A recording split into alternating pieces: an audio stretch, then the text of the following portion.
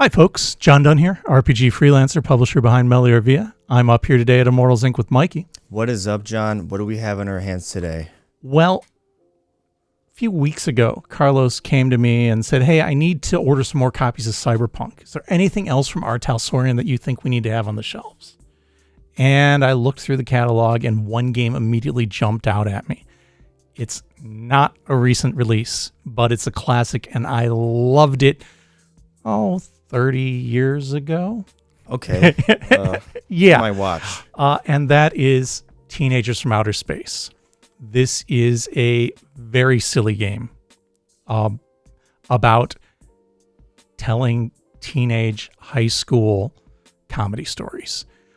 They've branded it now as being an anime game, and that is absolutely not wrong at all, but it's not the way I necessarily ran it when I did. Probably just the aesthetic that gives off. Well, I mean, there's definitely an anime aesthetic. Don't get me wrong, but we'll come back to that. So this is the creation of Mike Pondsmith. Mike Pondsmith is the guy behind R. Talsorian. He created Cyberpunk and pretty much everything else that R. Talsorian has published. It originally came out in 1987. I had that copy. Then they did a second edition in 1989. I have a copy of that as well. And then there's this one that came out in 97. So technically, this is the third edition. There are not huge differences between them, though this one is probably about 50-ish pages more in there. A lot of that is they added some more artwork and they shifted the art around throughout them. The high concept, like I said, is high school drama with aliens. Okay. I mean, quite a mix. Yeah, kind of.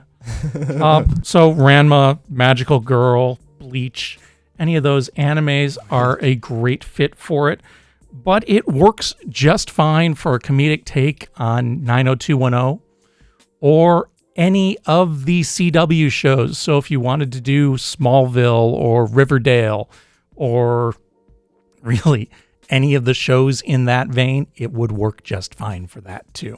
Not the 100, right? On CW. Did you ever watch that? I don't think I did. No. It's interesting. It's like, okay. Yeah, move on. But any kind of a high school drama, okay, it's going to fit. Veronica Mars is another one. Hardy Boys, Nancy Drew. Okay, so you incorporated in a lot of stuff. Yeah. Okay. And it opens up with a comic strip, and then you get into a brief intro, and there's a solo play adventure after that. And by that time, we finally get into character creation.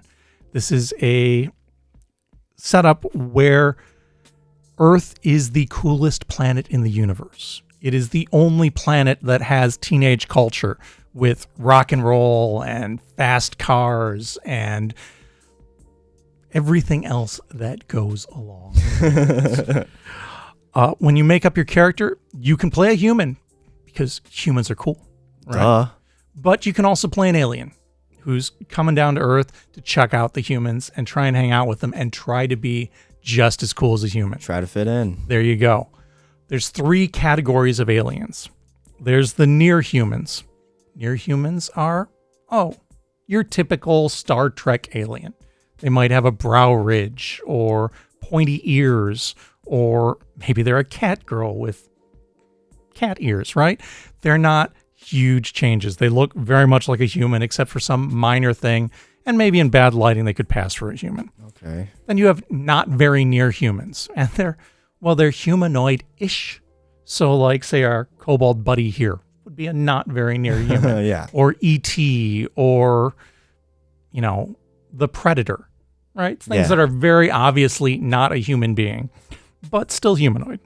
Then you have real weirdies, which, it's an octopus person, or it's a puddle of goo. Anything that you want to play as an alien that's really just not humanoid. They'd have the hardest time in a BMV, for sure. Absolutely, yeah. You get to pick, and it's really kind of your choice which of those you want. There are some sample characters. You get 3 sample humans and 2 samples of each of the 3 different alien options. Then it talks about your attributes. Attributes are ranked from 1 to 6, which is conveniently the same number as on a 6-sided die, which are the only dice you need for this game. You'll need 2 of them. When you go to make up your attributes, you roll a 6-sided die once for each of your 8 attributes. Those attributes are smarts, how smart you are. Bod, your general physical aptitudes. Luck sounds like what it is. Bonk. Bonk is your hit points. The nice thing about Bonk is you can't die because it's a silly game, and it would be tragic if high school students were dying all over the place, right? Yes. Yes. So when you take too much Bonk, you stand around and look kind of like Wile E. Coyote after the bomb went off. Okay. And then moments later, you're fine again. Driving, because you need a driving stat for obvious reasons when you're talking about high school. We know it's going to be low. Well, ranked from 1 to 6. Some might be good. You might have some Vin Diesels in there. You might. Could have a motorcycle. Could be flying a UFO. You got options here. Exactly. Cool, which is, of course, the most important stat in high school, right? Relationship with parents, which determines how much you can get away with. That's interesting. Yep. And then looks, which might also be the most important stat in high school. Duh. Yeah, obviously. And like I said, you roll a d6 for each, and if you want to shuffle the points around afterwards, you can. Then after you have your attributes and your species, then you get into your knacks. Knacks are kind of the skill system. You're going to get a d6 worth of points of knacks. Every skill is associated with an attribute, and you can make your knacks up, right? So if you want a knack of drive recklessly, you can have that. If you want a knack of look cool in shades, you can have that. And then you decide which attribute that would go with. So drive recklessly would probably go with your drive skill, right, your attribute. And look cool in shades probably goes with looks, but maybe it goes with cool. Either way, and any kind of knack you want, you get. Could it give a boost to both? You'd probably only give it with one. Okay. Yeah. And then there's a section on alien powers and human abilities. There's a little more than 20 different alien powers. You're going to roll randomly on 3 different charts of your choosing to see if you get them. Each of those charts has the option to not get one. So typically your alien's going to have somewhere in the range of 1 to 3 powers. Some of these powers are fairly substantial, and some of them are extremely silly. So like freeze time is one of the powers. That's awesome. Shape change is one of the powers. Spellcaster is one of the powers. Gender swap at will is one of the powers. So they kind of get out there. Humans all start out with a special ability called Fake Out, which is just basically the ability to convince an alien anything they're saying is true. Because the aliens are presumably less familiar with Earth culture than the aliens, and the humans are so much cooler than the aliens that the aliens just believe them. And then you can roll randomly and you might get another power, or rather human ability. And some of the options there are like being filthy rich, because, hey, that's kind of a superpower all in itself. Just ask Batman. Exactly. Or connections. And then there's others presented as well. And characters get 3 traits, and they're just kind of signature aspects, mostly role-playing hooks. They talk about your character's worldview. And then, very important for a high school student, your allowance. How much money your parents give you every week, right? Exactly. And that's, again, going to be randomly determined by some dice. Once we get through character creation, then we have a little gear section, which is wheels, goodies, and gadgets. Your wheels are, you could have a car. You could have a flying saucer. You could have a spacer, which is what happens when you take a car and mix it with a flying saucer. Or you could have a giant robot. And then there's assorted upgrades that you could apply to your vehicle of choice. Gadgets. The gadgets are a little dated because the game came out in 97. So a few of the gadgets here that are meant to be ultra high tech are things that we had 20 years ago. And a few of them, though, are very much still in the realm of the imagination. And then there's a gadget creation section, which is fun and entirely subject to Game Master judgment. So it's basically the player writes something up and presents it to the Game Master, and the Game Master says, absolutely, you can have that, or not a chance in hell, sorry. Nice. Game mechanics are very simple, very fast, very light. They're intended to not get in the way, and they're intended to enable the Game Master to tell a fast, silly story in cooperation with the players. Basically, anytime you try and do something that might not succeed, you roll a 6-sided die. You add it to the relevant ability, and if you've got a knack that fits in, you add that too. Typically, you're going to get a result somewhere in the range of 1 to 10. Game Master's going to have a difficulty number in mind for the thing you're trying to do, typically in the range of 1 to 10. If you beat it, you succeed. If you're acting against somebody, they might get to roll a die as well. And again, add in their attribute and knack is applicable. Pretty simple. Like I said, fast, light, and always the funniest possible outcome is the one that should happen.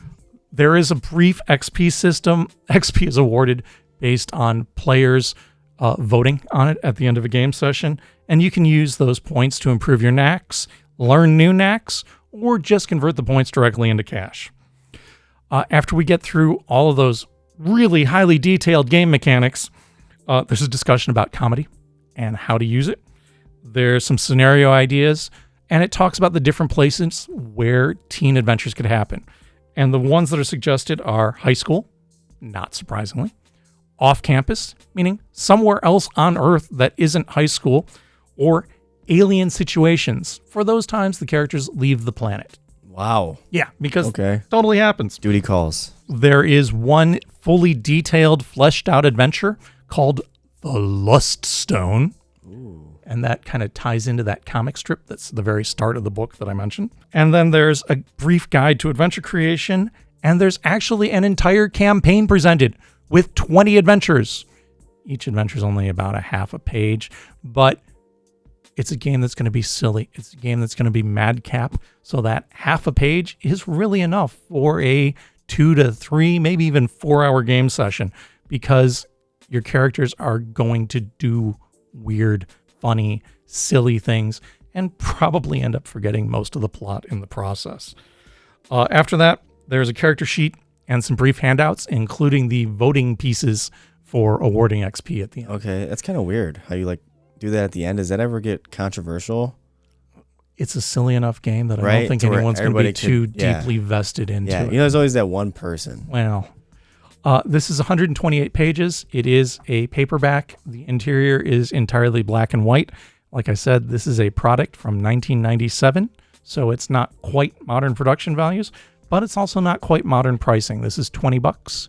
We got a couple copies here on the shelf at Immortals Inc.